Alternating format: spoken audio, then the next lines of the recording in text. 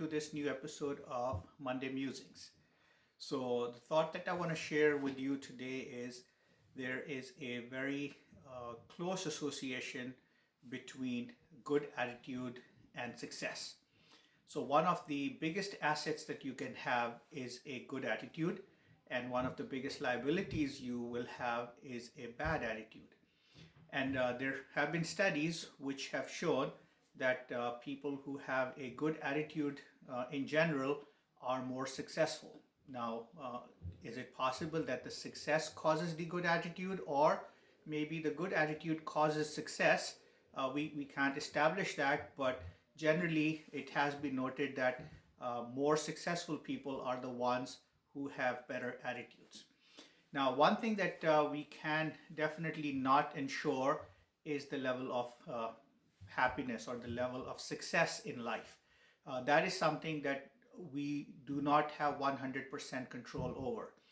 But what we do have 100% control over is our personal attitude. Okay, so I can choose in any situation either to have a good attitude or I can choose to have a bad attitude. I am not bound by anything that tells me that I must respond to a certain situation in a certain way.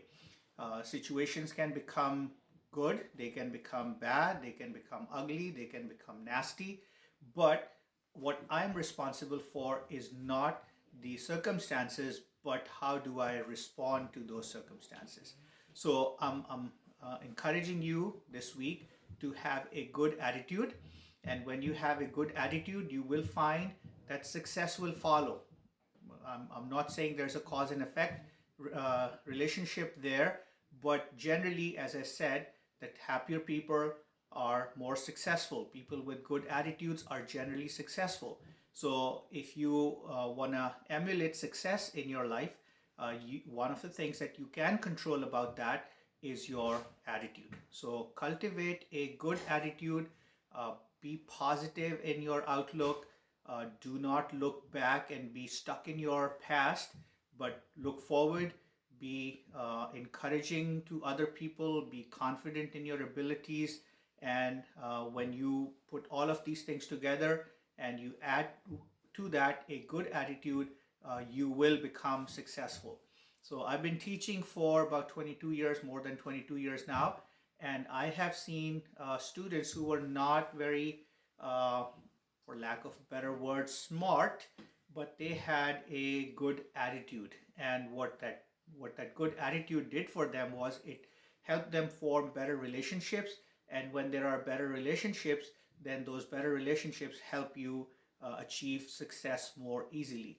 On the other hand, I have seen some students who were brilliant, they were smart, but they lacked a good attitude. And when they did not have a good attitude, they wouldn't go out and ask for help. And as a teacher, I can tell you, I am more happy and the level of help that I would like to provide to a student who has a better attitude is going to be far greater than what I'm willing to do for a student with a bad attitude. So even if you think of pastors and you think of people who work in the store, yeah, and anybody in public service, we expect or we are expected to treat everybody equally and to give respect to everybody, and of course we do that.